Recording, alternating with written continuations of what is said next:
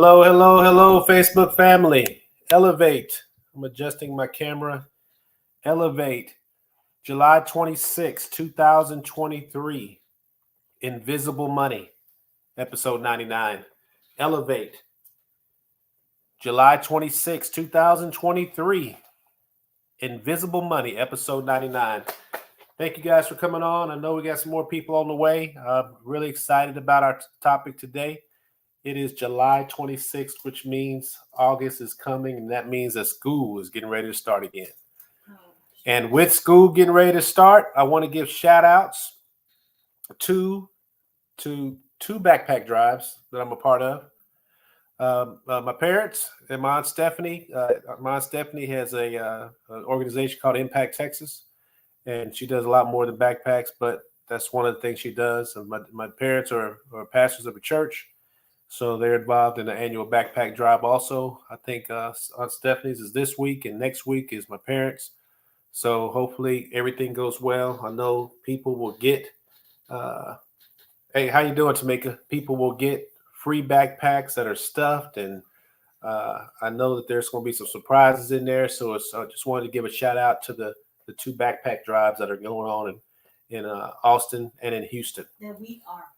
And we're actually, I didn't say we were part of it. You said I. Oh, I said I. Mm-hmm. It's we, for sure. It's we, because she's definitely helping load the backpacks too. And she gave money too. So we are a part of. So I stand corrected. It's good to see you, Tamika. So I wanted to talk about kind of give a quick summary of what we're going to talk about today. Invisible Money, episode 99. I'm super excited about this one. I almost want to wait a little bit before we get some more people on before we get started. But Invisible Money, episode 99. And we're going to start off with 3 questions about money. Then we're going to talk about what is invisible money. And it really has a twofold meaning.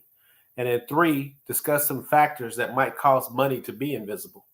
And then 4, explore the 2 sides of money. So that's what we're talking about today. So I wanted to start off with some jokes since it's been a while. Shar, you ready for some jokes? Shar is ready for some jokes. I need somebody to play the drums, but we're not there yet. We'll get to the point where we have a staff and we'll have somebody come in and hit the cymbal when these jokes are spoken. So first joke. And I said, it'll be appropriate to have money jokes because we're talking about money. So our first money joke. My dad is so cheap. My dad is so cheap that when he dies, he's going to walk towards the light and turn it off.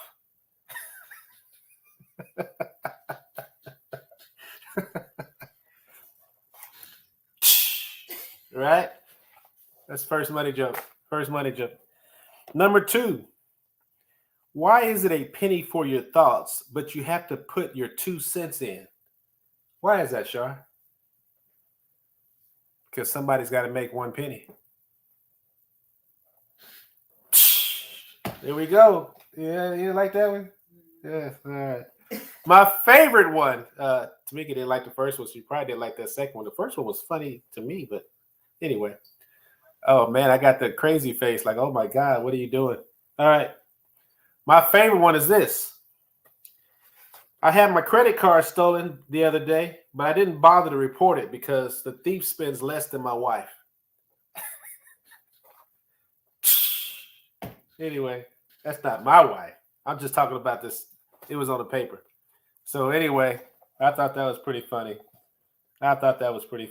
So, all right. So should I keep these? Yeah? Of course. Yeah, we're going to keep these. Maybe they'll make somebody else laugh. But if you're on, please say you're on. Put your name up there so we can see who you are. Very excited today, Wednesday, July 26th. I'm going to say it one more time. We're going to talk about a few things. We're going to start off with 3 questions about money because the title of today is about Invisible Money, episode 99.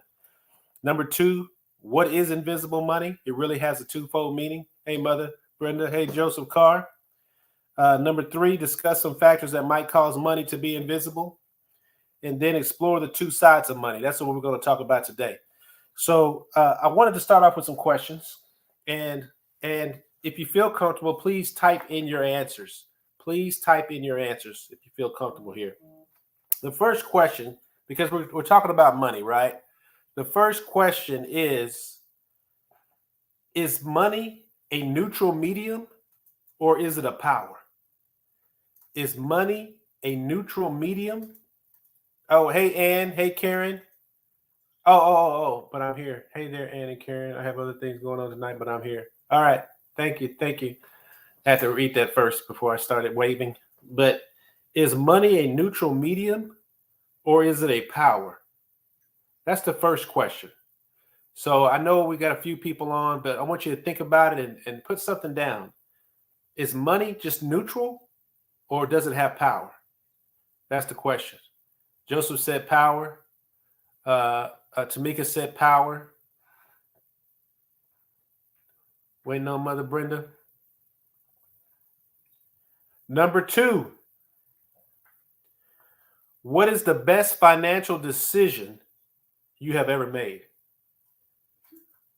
What is the best financial decision you have ever made? Mother Brenda said both. What is the best financial decision you have ever made? I agree with you, Joseph. I think that's the best. God dog it, I give you a thumbs up. Thumbs up. I put my toes up if I could. So you see what he said?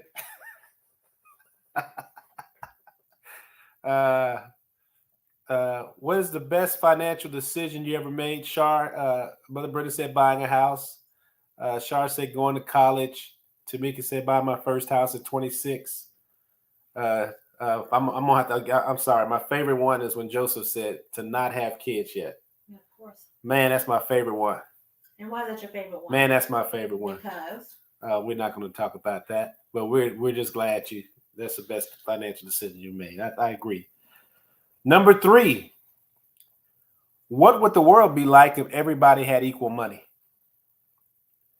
You hit the age, just to give it 21. Let's say you hit the age of 21 and you go to this line and every day there's somebody that makes sure that everybody has equal money. What would the world be like if everybody had equal money? So we're going to give Tamika said total chaos. Total chaos.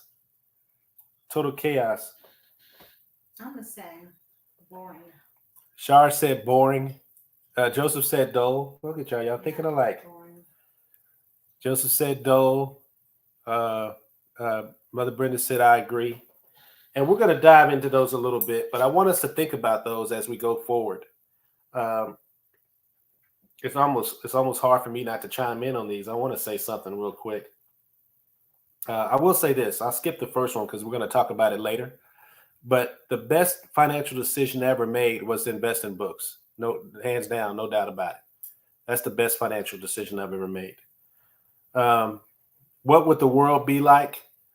It would be frustrating to me because I know a lot of us are older and we work with young people and we train and develop.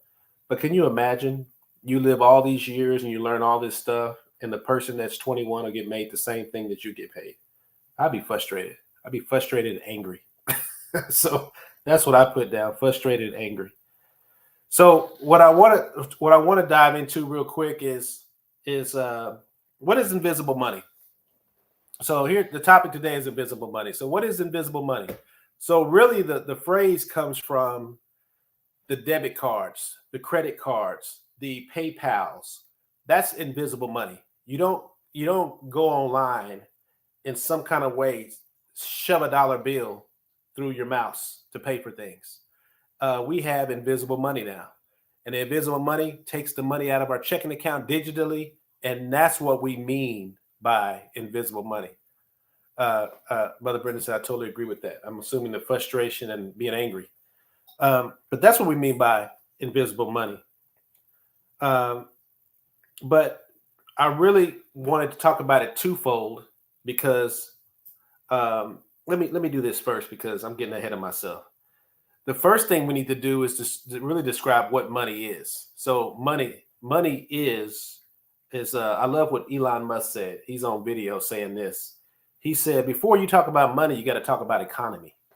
And since Elon Musk is one of our billionaires here in Texas now, I think it's appropriate to use him.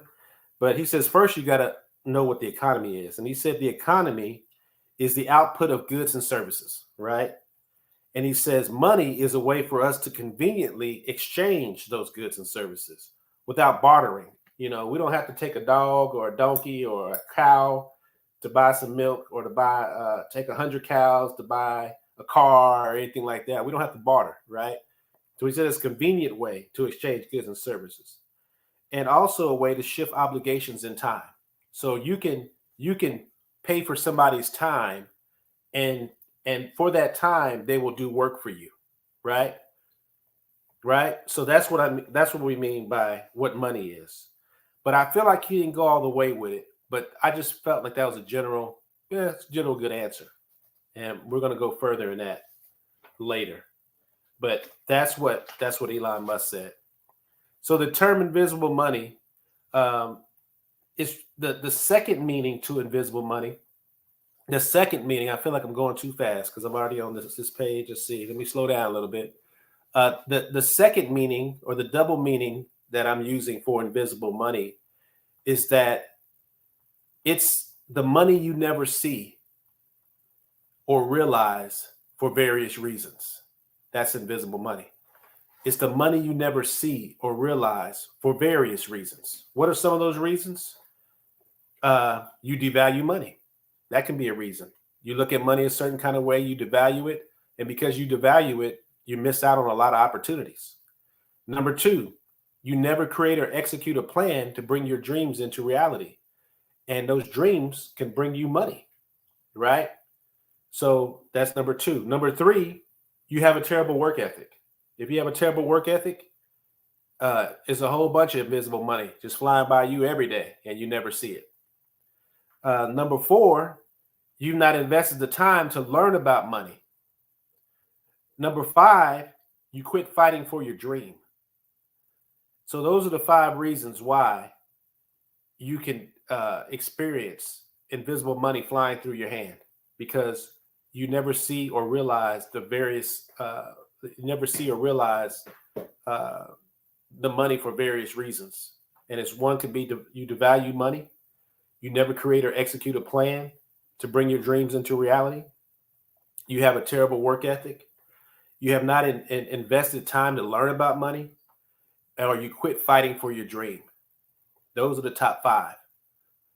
So what I really want to focus on, and it's 7:13, and it's funny how this time it flies, really, between the 7:11 and 7:20, it just flies by. But what I really want to focus on is you devalue money. If you devalue money, to me, that's the number one reason why you experience invisible money just sliding through your hand. You don't even realize it. It's just gone. You don't even realize it. You never see it. Your checking account, it never goes through any accounts. It's, some people would call it potential. I'm calling it invisible money today, but some people would call it potential. It's just unused potential, and it just slides by, right? So I wanted to share a couple quotes because these are powerful quotes to me anyway. We'll see what Shar thinks about them. Number one, this quote is by Einstein. He said, compound interest is the eighth wonder of the world. This is the part I like. He says, he who understands it earns it, and he who doesn't pays it. Compound interest, the eighth wonder of the world, Einstein. Number two, Benjamin Franklin, time is money. I say that almost every day. Time is money. Benjamin Franklin wrote an article, and I can't remember, it was a book or something, and he used that in the book when he was telling this story, and then people grabbed that, and now it's been a phrase for years. Hey, Barbara, it's good to see you, Aunt Barbara. My favorite is this one, though. I love this one, and it kind of is the foundation of what we're talking about today. There are three conversions necessary: the conversion of the heart, mind, and the purse. Martin Luther said that, the great reformer. Three conversions are necessary: the conversion of the heart, mind, and the purse. So personally, I love these quotes, Is anybody have a particular favorite? Shar, you got a particular favorite? Time and money. Time is money. That's Shar. Team no sleep. Oh, team no sleep. So anybody have a favorite there out of the three? The first one is there are three convert. Well, the first one is compound interest is the eighth wonder of the world. He who understands it earns it. He who doesn't pays it. The second one is time is money. And then my favorite is there are three conversions necessary: the conversion of the heart, the conversion of the mind, and the conversion of the purse. Martin Luther. All right. So, hey, parents are on. Good to see you. That's right. So what we're talking about is invisible money. So here we are. We're in the devalue money phase here. And this is my personal thing. And I guess over 100 episodes, you guys going to know me pretty well. But my personal irk, the eighth wonder, Joseph said, eighth wonder. We got three people saying time is money. I told you guys mine. There are three conversions necessary: the conversion of the heart, mind, and the purse. That's my favorite. So, but my personal one I hear a lot, and this is not a quote, but you hear it all the time. And this one, me and Shar were talking about this one the other day. You hear this one all day. It's just money. It's just money. And when you think about these quotes, Einstein is talking about you can invest it and you can experience compound interest. And he's so excited about it. He calls it the eighth wonder of the world. Franklin says, take time as money. And then the Martin Luther the Great Reformer said, hey, we need three conversions every person needs to go through. They need to convert in their heart, they need to convert in their mind, and they need to convert in their money. And that's powerful. So then we just say stuff like, it's just money. And that's my personal irk. I hate to hear that because money is not just money. Money, in one regard, is you liquidated in one regard because you took your time and you invested it with somebody, and somebody say, you know what, for your time, I'm going to pay you some money. So you actually work for it. It's a part of you. It's you liquidated in some ways. So to just brush it off like it's not important, to me, it's just wrong. I want to make sure I get this one here. And it's critical because if you look at it as just money, it's not that important, then I think you're really, really, really devaluing money, and you don't want to think that that's not a big part of you and who you are. Money is a huge part, so you just cannot just devalue it. Now, we want to talk about the two sides of money. And this comes from Richard Foster. He's one of my favorite authors. I never really talk about him a lot, but I use a lot of his material. Some books I read probably 30 years ago, and I go back to them all the time. But there are two sides of money, and I love the way he's talked about it. He called it the dark side and the light side. He did not deny that there's good and bad to it. He says the dark side and the light side. And this kind of goes back to our opening question. Is money a power or just a neutral medium? I believe it's a power. I believe it's a power. And this is how I would describe it. I describe it as a social power. I describe it as a social power that operates at all levels: the formal, the informal, the legitimate, the illegitimate, the fundamental, the surface, the regional, and global. Money operates at all levels. Money is so powerful. There's a scripture in the Bible that says money solves all problems. I mean, there's another scripture that talks about money as a defense. I mean, we can go on. We just told you what these other people said about how time is money. So money is a power. I believe it's definitely a power. And what I mean by a social power is that there's different kind of social powers. You have economic, which is the money. You have military. You have ideological. You have political power. But money is your primary social power. Barbara said the Lord time is all about money. So the dark side of money is when money is number one in your life. That's what we mean by the dark side. The dark side of money is when money is you go to the God of money before you make any decisions. Money is your first desire, your first want. You'll do anything for it. You'll hurt people for it. Money. You worship money. That's when it's on the dark side. Now, I can give 50 examples of the light side, but I don't think anybody, I think we all get it. But there's things you can do to conquer that dark side because money is the power. And we don't have to devalue it. We don't have to devalue it to keep it in check. And I think a lot of us do that. We just devalue it. We try to act like it ain't nothing. It ain't that important. Meanwhile, we go to work every day because we want to have a certain lifestyle, or we want to buy certain cars, or we want to do whatever, But then when we talk to somebody, we want to act like it's not that big of a deal. It's a huge deal. And we can still be a huge deal, and we don't have to be given over to the power of money to where it's number one. So I wanted to talk about, and this comes from Foster, filthy lucre, I will clean it up. I will, and it's funny, my dad's a pastor, so, I'm sure, he's probably said this 1,000 times, but it's interesting when you study the Bible that he talks more about money than any other topic, except one. But he talks more about money. But we say, it's just money. In the New Testament, he talks more about money than any other topic except one. And that one is the kingdom of God. He talks about the kingdom more than he talks about money. And he talks about the good side and he talks about the bad side. It's funny because if you study major religions, they all talk about money. So we can deal, if we learn how to look at money the right way, we don't have to devalue it to be a good person, right? So I want to talk about how do we conquer the dark side of money? And we got 8 minutes. How do we conquer the dark side of money? And this comes from Richard Foster. It's a great book. Well, I'll share it with you in a minute. Number one is, first, let us get in touch with our feelings about money and our understanding of money.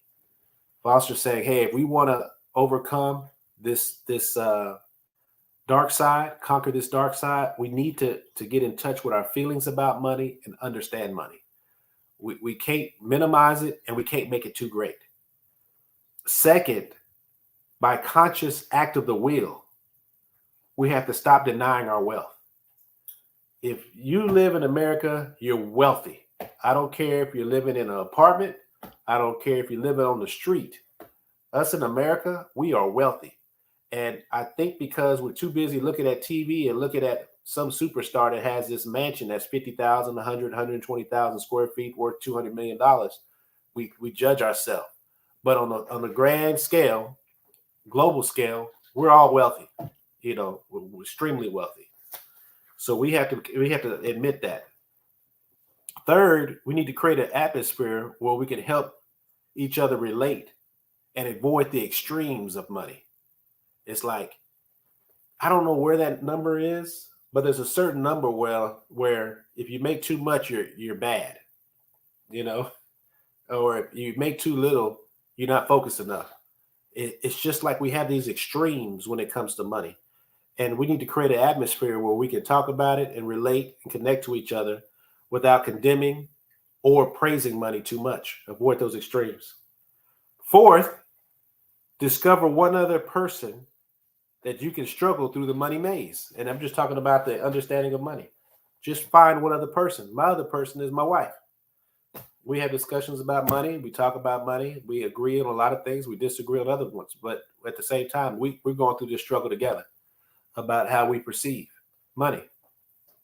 5, 724. Stay in touch with the poor. Stay in touch with the poor will help you in your understanding of money, right? 6, learn to see yourself as a steward. And this is definitely a Christian principle, but other religions have the same principle. Learn to see yourself as a steward, meaning that nothing belongs to us, yet everything's available for us. We're overseeing this. It's not ours, but we're overseeing this. And number 7, be a huge giver. Be a huge giver. And I debated on this one, whether I should say anything about this one. But we've had I've made so many references to the Bible.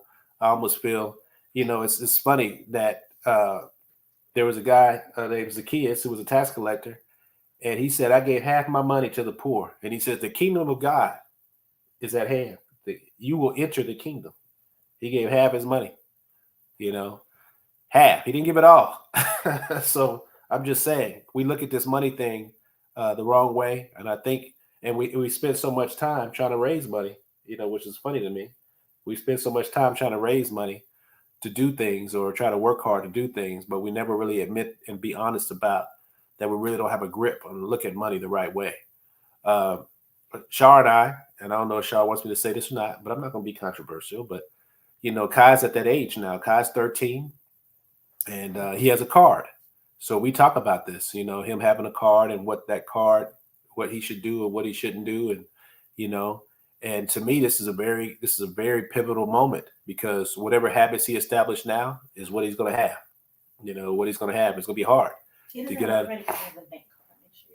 We don't have a credit card. I hope nobody. Yeah, he has an ATM card, a check card to his account. So Catherine Kearney is watching. Very good topic. Thank you. So that's what we talked about today. It's 7:26.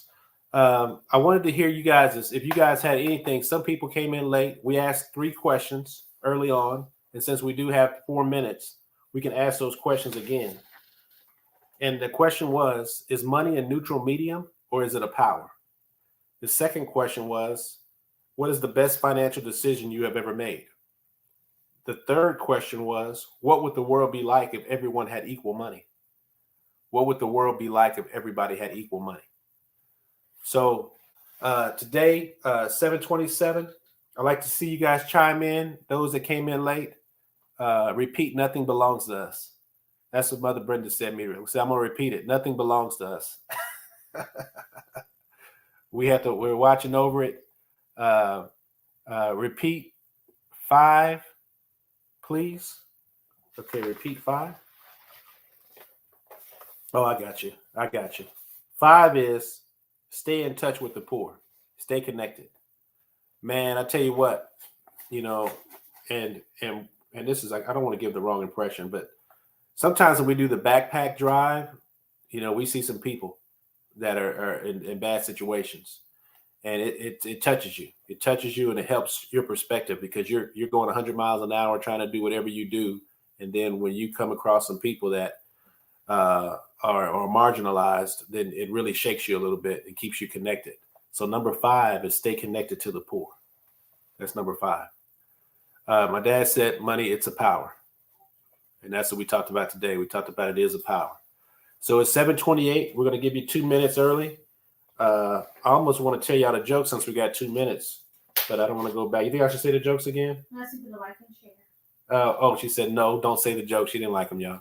Anyway, we're going to like and share. Please like and share. It's 7:28. We're going to give you 2 minutes back. I hope you got something out of it. I know I like these better than y'all do. Invisible money, twofold meaning, and the second part of it is what we're really highlighting. It's the money that you never see because of various reasons. And those various reasons are that you devalue money. So you never see it because you devalue it. You look at it the wrong way.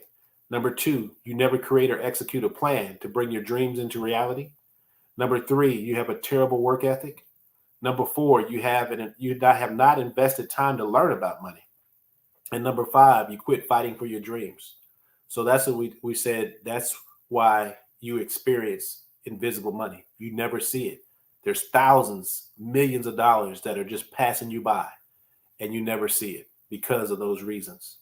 So anyway, you guys have a great one. Really appreciate you. Remember that we talk about be intentional, focus on growth, and elevate now. And I gave a shout out to the backpacks for next week and the backpacks for Impact Texas this week. So you guys have a good one. Thanks a lot, guys. Bye.